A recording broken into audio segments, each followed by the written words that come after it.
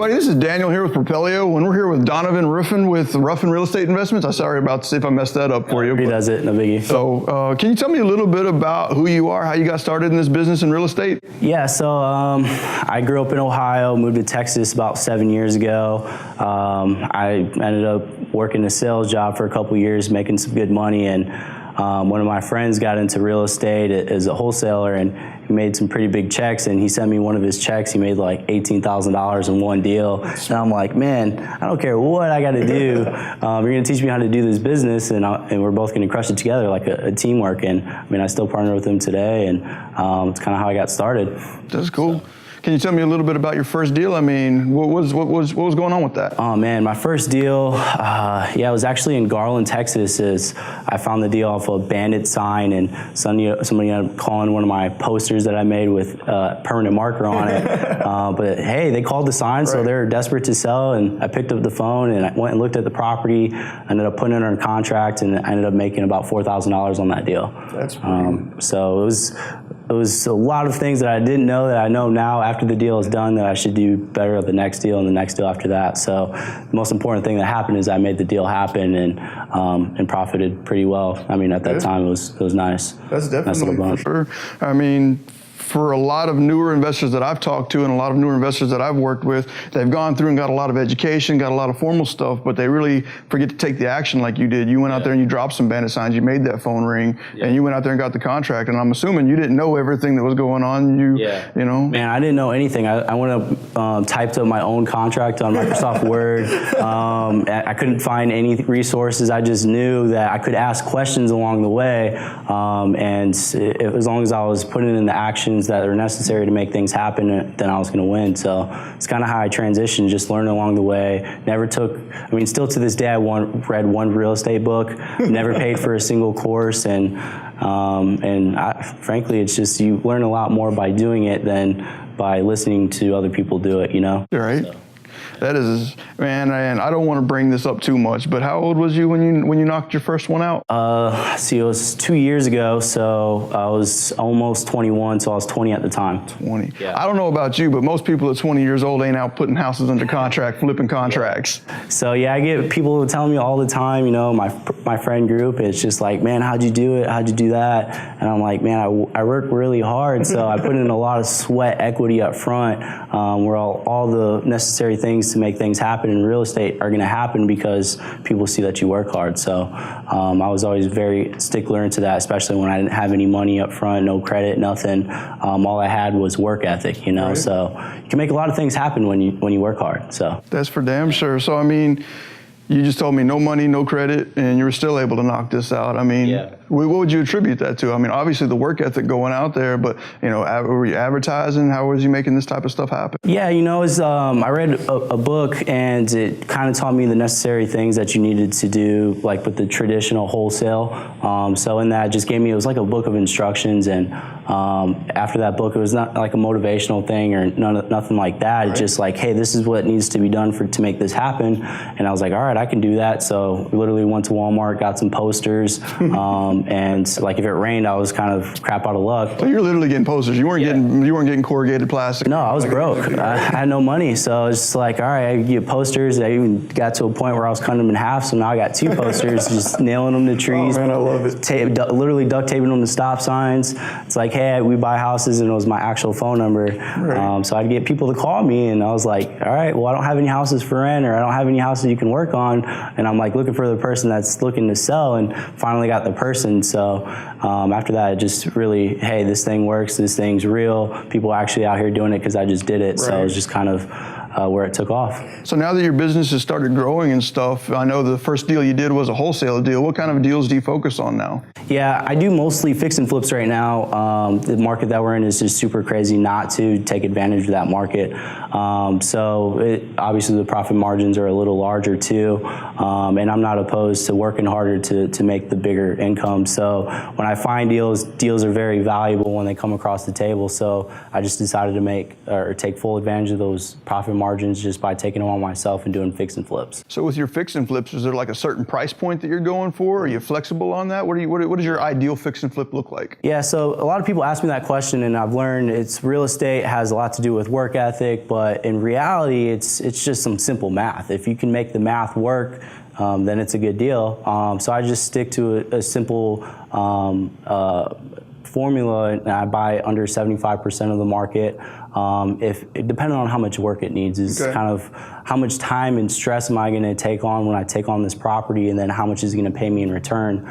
And then you got to look at, hey, I'm investing my money too. Is it worth to invest and make a certain dollar amount? So most of the time it's under 75%. Once in a blue moon, I'll go above that. Hey, if it needs nothing, you just need a quick wire and I can list it, then we could talk different. Right. But most of the time it's under 75% of the value. So 75% of the after repaired value minus repairs is your typical numbers. Mm-hmm. Do you have a price point you won't go under or over? Like, would you still work in a property that was $50,000? Would you, as opposed to $1 million? Or are you looking at those differently? Or yeah, well, now that I'm more experienced in doing a fix and flip, I used to just take on everything that was 75%, and I kind of learned it's like, hey, if I take on a deal that, I mean, the ARV is $80,000 and you pick it up at 75%, the profit margin is very tight. So I kind of bumped it up, and I was like, hey, I need to, I started like, hey, I want to make at least $20,000 at a certain price point, and then above a certain price point, I want to make an additional amount within a month, or I'm going to be in this property in a month, because I evaluate that property. Hey, if I'm going to be here for a month, driving back and forth a couple times a week, I need at least $20,000 for doing that. So you're talking about, at least a month, or looking at a month, which I know we're in a really good market right now. Properties are moving pretty fast. What is your average time for holding a property, getting it sold, and then escrow to close of escrow, from like open escrow to close of escrow? Right now, between the properties that I have done, I would say it's about 2.5 to 3 months. It's probably right at 3 months. Just holding on to it. Obviously, you got to wait for people to move out sometimes, or whatever the situation is on the front side. Mm-hmm. You got to wait for your team to be lined up, and from them to actually enter the property and work on it. Then I have to worry about cleaning it, and then listing it, and then showing it, and then you got to wait another time frame for it to actually close and receive the cash, and move on to the next one. So I'd say it's about 3 months. So with these properties, I mean, rehabbing can be a capital-intensive business. How are you funding these? Where are you sourcing your capital from? Yeah, so I used to use my own capital, and I kind of learned it's like you can run out. Yeah. It doesn't matter how much money you have, you can run out. So I wanted to make more money, just being super aggressive in the business, taking advantage of the market. I wanted to ramp things up, so I started taking in private capital and just talking to people that I personally knew with a lot of cash in the bank that wasn't really being used effectively, and I put it to work and used their money. In turn, I pay them a nice fair cut, a percentage every month, and then So with your private investors like that you have that are funding these deals, what kind of security do they have in the agreement? Yeah. I mean, that's a great question. It's like it's the pitch to private capital and private capital investors is a lot easier than I thought. I thought it was like, man, I'm 20 years old. I got to ask somebody, hey, can I borrow $250,000 real fast? And they're kind of looking like, how am I secured by this? Are you just going to take off to Mexico? Well, it's actually secured by real estate. So if I can't make a payment, or if something happens on the property, that is the kind of the security is the actual real estate itself. So the way I buy the properties is, remember, it's about 70 to 75%. They're looking at, it's like worst case scenario, man, you can make 30% of what you gave me, So they're in a really good position right there. They're in a great position, yeah. So, I mean, now that you've got some experience in the business, in your opinion, what would you say the number one rule in real estate investing should be? Oh man, know your numbers. You got to know your numbers. If you don't know your numbers, you could be so far upside down just by buying the deal, and then you won't find out till months on end. And months on end come by, it's like, man, I wish I really would have cranked down on those numbers, and I made sure I had it right. And that's the most important thing, is know your numbers, and understand the risk that you're taking on. It's also very important. looking at that, do you have anything that helps you get past what a lot of other investors struggle with, and that is the analysis paralysis? I know the numbers have to be locked in good, but in a fast-moving market, you need to be able to make a decision pretty quickly. So, do you have any recommendations for getting over that analysis paralysis? Yeah, I mean, it's great, right? So when I first got into it, I was just paying an agent per CMA or ARV. I partnered with the actual broker, so hey, if they're a broker, they have to have some type of proven track record, and I would pay him for each deal that he would give me the valuation on. And then I found Propelio. One of my buddies told me about it, and I'm not like, yeah, you got to promote it and stuff, but it's like a real thing. I literally use it every single day, and it's on my laptop. And as soon as I come get a deal across my desk, I'm on Propelio, evaluating it, making sure the numbers are right. And it's quick access. I don't have to have a real estate license to use it. I don't got to pay somebody else to use it. Obviously, I eat the charges because it's an investment, but it's well worth having. So. Well, I appreciate that, man. That's exactly why we've put this together, was to help people just like you. And I mean, I guess it's kind of I know when I'm asked this question what my response is, but I have to ask you too, and that is, now that you've been doing this a while, what would you say, let's look back on a mistake that you may have made, or what's a deal that you got yourself into, you were like, man, I wish I would have done that differently? Do you have any kind of advice like that for other people that are like, man, I shouldn't have done that? Or it's like I started networking and building relationships with people to team up and make deals happen. And there's a deal specifically that I just got rid of literally, a week ago. I ended up making like $5,000 on the deal, and it was a rehab, and I put a lot of time and a lot of effort into that property. The biggest mistake I made, it's like I put a lot of trust into other people telling me the right information versus doing my own research.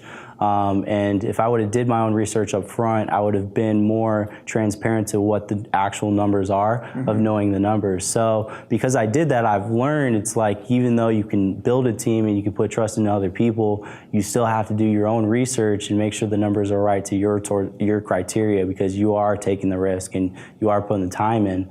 I got to a point where I was getting super lazy, had a lot of deals flowing. It's like, all right, my team's good, my team's the best, I pay the people most, they can't screw me. Wrong. People aren't perfect, people make mistakes, and at the end of the day, people are in business to make money, and being young, people could take advantage of you, so you can trust numbers, and you got to trust your own research. So that's what I've learned from that deal. It's like, yeah, I made money on it, but the amount of time and stress and risk I took on with that deal, I found myself at a loss. But thankfully, I still made money, right? Right. So probably overall, trust people, but double check. Yeah, you want to trust people, obviously, in business. You want a good team, but double check personally, and do your own research as well, and then have your team back you up from there. So as a real estate investor, and what would you say your number one thing is that every real estate investor must do every single day? It's like an unnegotiable item. As a real estate investor, you must do this. I think the thing that you must do is put action towards something that's going to make you money in the future. And a lot of times, like when I started, I was just coming out of sales, and I still to this own a marketing company, so I had like sales breath, right? So it's like, hey, if I got to get paid tomorrow for what I'm doing in real estate, there's a time process behind things, and for you to get paid for actually doing something could take you a year and a half. But if you're putting the necessary action out there, like marketing, following up with people, waking up and just making phone calls and responding to people, and make sure you're taking care of people every single day, then the business is always going to catch up a few months from now, a few years from now. The referrals are going to start coming in. But in everyday motion, I wake up, I read a book, I drink my coffee, right, and I hit the field. I'm going to look at houses, I'm networking with people. Every single person that I know knows that I buy houses, and I'm creating relationships with people all over the place. If I'm in 5 foot of you, we're having a real estate conversation. Like, come here, like, I don't care what you do. I'm talking to you about real estate.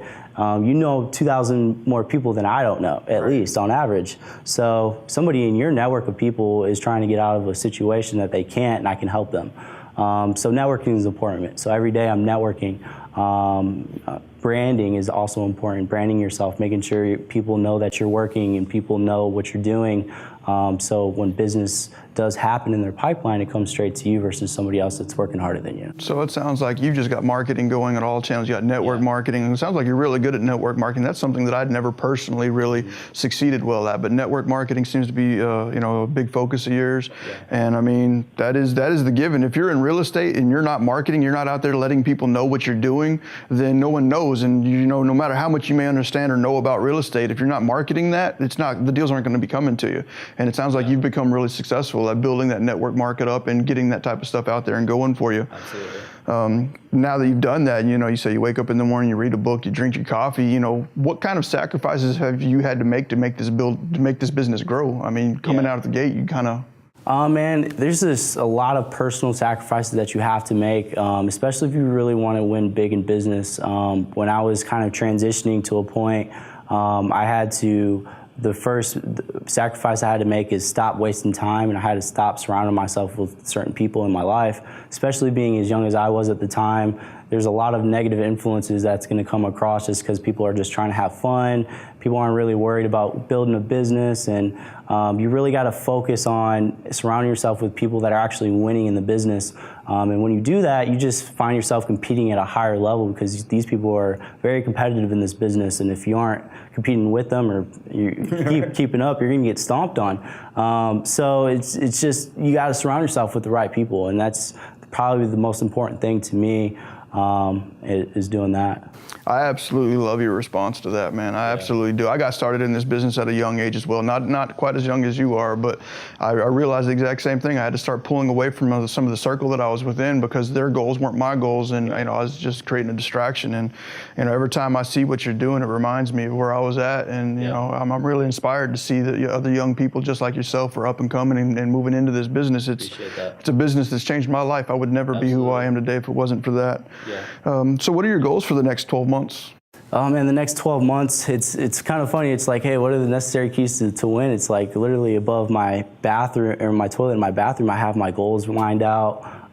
Specifically what is going to happen, and because I have to physically go to the bathroom multiple times a day, I physically hold myself accountable to reading that, and if I am not taking necessary actions every day to do that, it's going to piss me off. So yeah, it's like some of my goals is I'm going to profit $1 million this year just in real estate. I'm going to flip 25 houses this year. I plan to talk to my family more because that was some of the sacrifices I had to make is, hey, I got to cut certain people off, and sometimes that was my family because they care about you a lot, but at the end of the day, you have to let them know it's like you're building a business and you don't have that much time to come around as much, and I really want to go back home and spend some time with my grandma. So that's one of my main goals this year, and I own a marketing company too, so I got some big goals with that as well.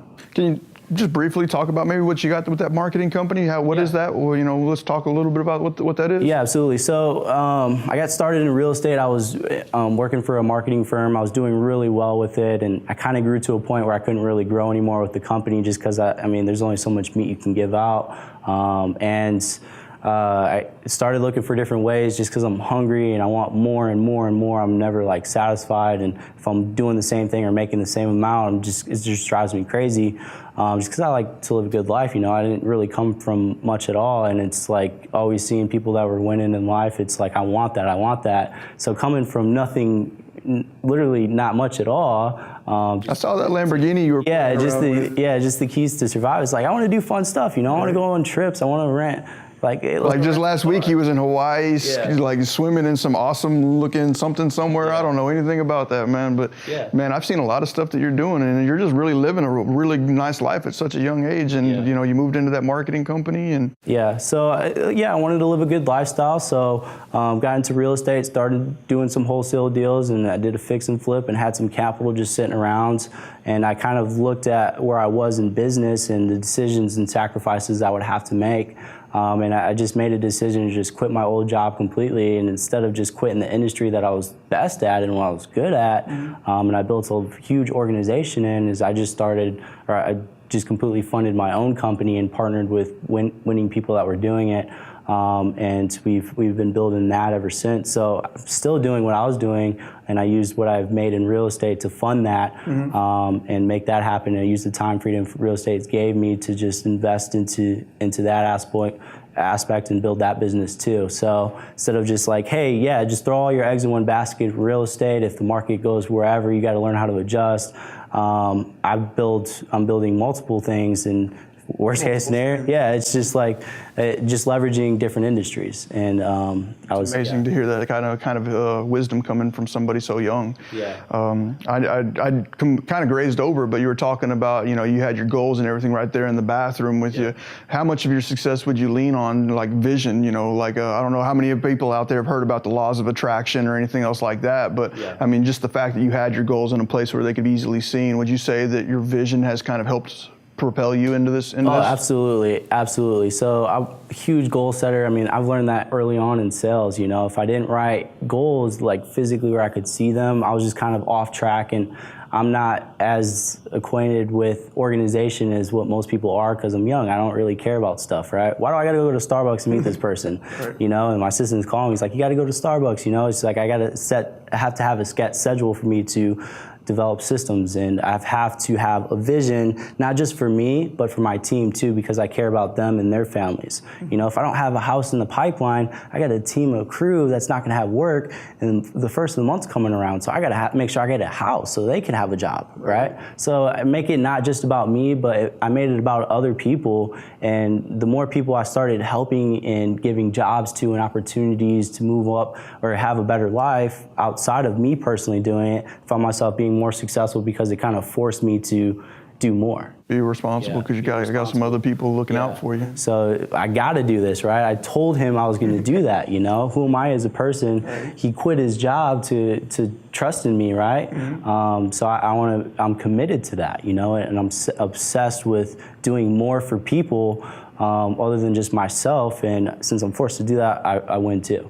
I think that was a great segue into our last question. I think you've already semi-answered that on your own. That question was going to be, what is a benefit for real estate investors outside of just the monetary benefits? I mean, what other benefits would you say as a real estate investor you're bringing to the table outside of just the money? Yeah, I mean, money. It's mostly you provide opportunity for other people to make money, and it has a lot to go back to money, but it's more about the value you bring to other people and the value that you can bring to other people.